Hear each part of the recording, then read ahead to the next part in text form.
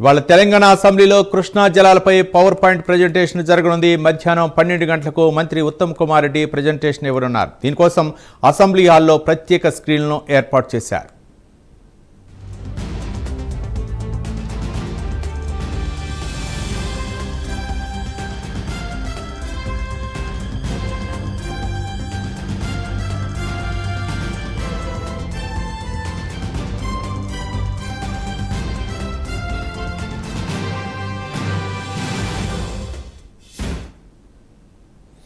ఇవాళ తెలంగాణ అసెంబ్లీలో Krishna జలాలపై power point presentation జరగనుంది. మధ్యాహ్నం 12 గంటలకు మంత్రి ఉత్తమ్ కుమార్ రెడ్డి ప్రజెంటేషన్ ఇవ్వనున్నారు.